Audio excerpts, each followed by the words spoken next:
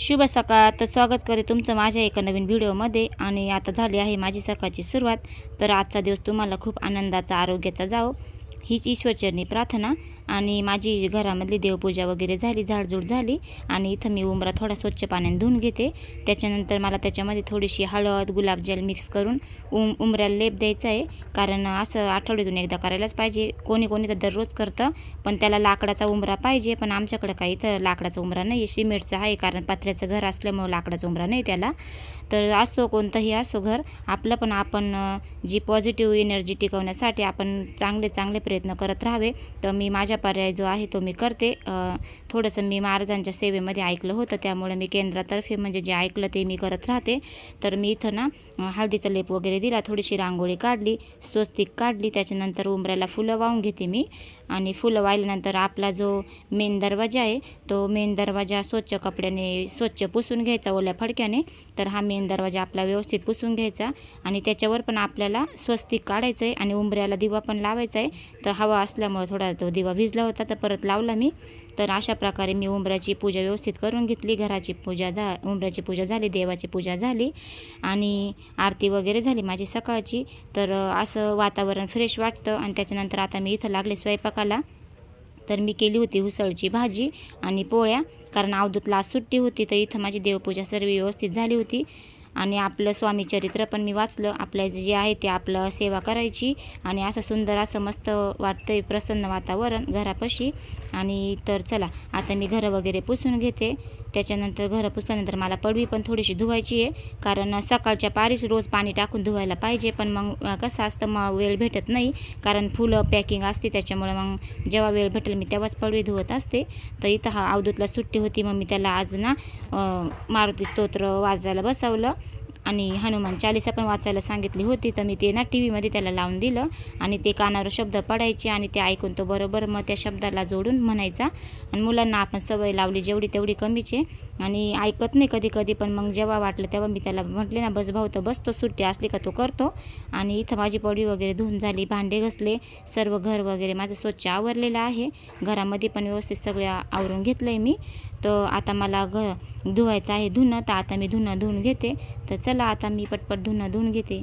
तर अवधूतला आज सुट्टी आहे, तर मी त्याला अभ्यासाला बसवलं आहे.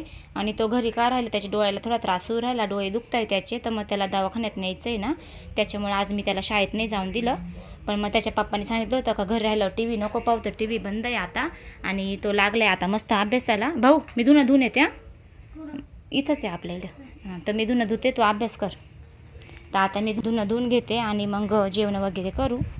तर मी इथं आले आता धुणं धुवायला. आणि टिपलं भरेल आहे सकाळी, त्याच्यामुळे धुण्याला पाणी पण आहे. आणि आज ना केस धुतले होते, तर केस पण ओढले, त्याच्यामुळे आज डोकं पण नाही विसरलेलं. तर इथं मी आता धुणं धुवून घेते. आणि ही टाकीवर ना मी निथरत ठेवत असते कपडे, म्हणजे लगेच निथरले का पटकन सुकून जाते. आणि मग थोडेसे कडक पिळायचे. आणि या टाकीमध्ये ना फुलं राहतात नेहमी, त्याच्यामुळे मी टिपळं केलं पाण्याला. आणि त्या साईडला एक प्लॅस्टिकची टाकी आहे, आता ती पण भरायला लागलं फुलांसाठी. कारण जिप्सचा माल बरा चांगलाच निघू राहिला, त्यामुळं मग फुलांना टाकी लागतेच मोकळी. आणि त्याच्यानंतर ते खराब पण पाणी होतं, तर डेलीच्या टाक्या पण धुवायला लागतात रोज. तर मग आमचे बाबाच टाक्या धुवत असत्या, कारण की मिस्टरांना पण काही ना काही कामं असतात. तर बाबा टाक्या धुता पण आणि भरता पण, तर त्यांची अशा प्रकारे आम्हाला मदत होत असते. तर आता आम्ही सगळे बसलो जेवण करायला. या सगळे जेवाय. तर चला आता आम्ही आलो इकडच्या मळ्यात गुलाबामध्ये. राऊंडअप मारायचं आहे गुलाबाला. तर मग मिस्टर बोलले आता तुझं आवरलं आहे, तू चाल तिकडं. मग घरी सगळं आवरलं आणि आता इकडं आलो आहे. माझी पाण्याची बॉटल घेऊन आले मी, किटली पण आणली पाण्याची, पण माझी बॉटल स्पेशल सपरेट. आणि आता मळ्यात पोचलेलो आहे. तर आज अतिशय कडक ऊन पडलं आहे, त्याच्यामुळे राऊंडअप चांगला वाळून जाईल. आणि आता आम्ही मळ्यात पोचले. आणि ते हवेने उडणार नाही का? काय नाही, पण थोडं प्रॉब्लेम, एवढं तेवढं उडालं. मारायचं. कोणचं औषध आहे राऊंडअपमध्ये? राऊंडअप नाही त्याला म्हणते, ग्रामोझोन. हां, तर आम्ही मारतो आता ग्रामोझोन. जिथं पडेल ना हां, त्याच्यावरच काम करतं. हां, जिथं पडेल त्याच्यावरच काम करतं. आणि गवत जास्त झालं आहे, मागच्या वेळेस मारलं, निंदलं बी, पण तरी पण गुलाबात गवत अतिशय जास्त झालेलं आहे.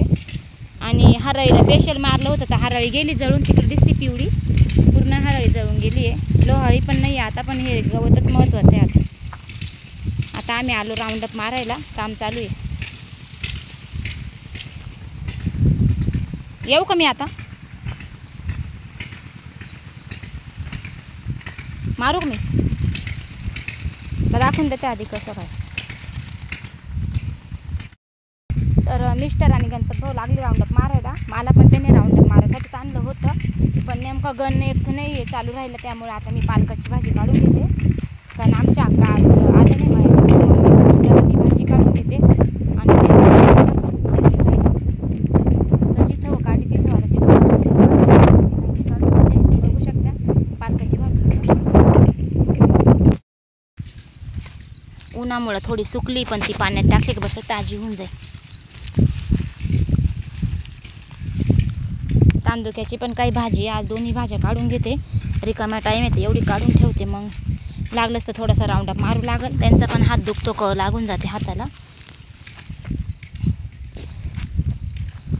तर मस्त अशी भाजी पालकाची झाली. अजून 2-3 वेळेस निघल, मग संपली भाजी. परत टाकलाय आम्ही पालक, पण तेव्हा छोटी राहील, अजून छोटी.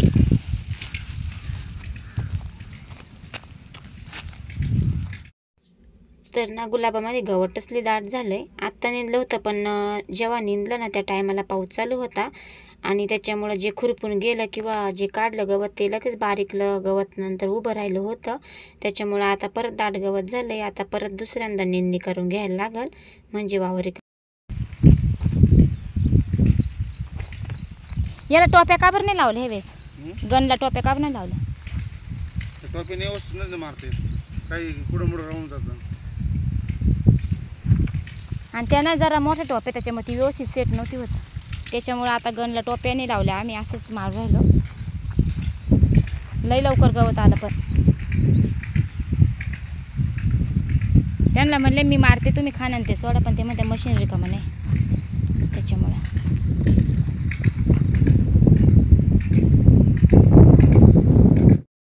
तर आता मस्त पालकाची भाजी काढून झाली आहे आणि इथं आणून ठेवली आहे. आता याचा जुड्या बांधून घेते मी. आजीच बांधते, पण आजी घरी आज तर मीच आले भाजी काढायला.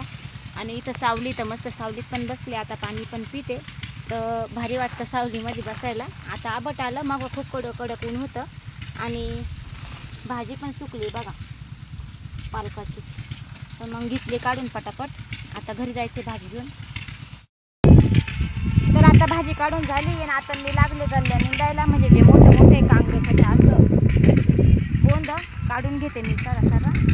आणि मिस्टर मारताय राऊंडअप, तर मला काही काम नाही म्हटलं तेव्हा मी राऊंडअप मारतो. माझ्या जेवढ्या गल्ल्या होईल तेवढं मी हे काँग्रेस काढून घेते. बघा एवढं मोठं झालेलं आहे ते, त्याच्याने पण मग झाडांना पण त्रास होऊन जातो. कारण निंदायचं तर आहे, एकटीला काय एवढं वावर होणार नाही, पण तेवढंच हातभार लागतो. त्याच्यामुळे आता हे काँग्रेस मी काढून घेते पटापट. हे पा किती मोठं गवत झालेलं आहे.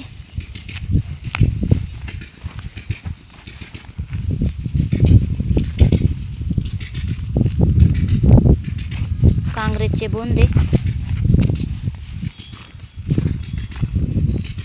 ते नेमके झाडाजवळचे, त्याच्यामुळे ते काढणं गरजेचं आहे.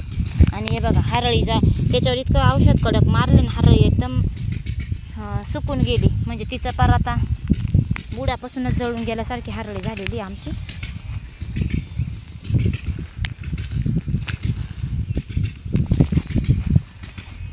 हे बघा केवढे बोंदे राऊंडअपचे, याचे काँग्रेसचे राऊंडअपचे चालू.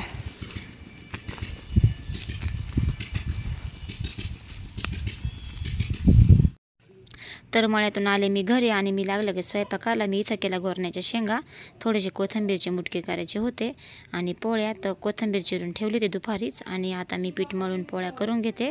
तर चला इथंच व्हिडिओची एंड करते. व्हिडिओ आवडला असेल तर लाईक करा, शेअर करा, नवीन असेल चॅनल सबस्क्राईब करा. तर चला बाय बाय सर्वांना, शुभरात्री.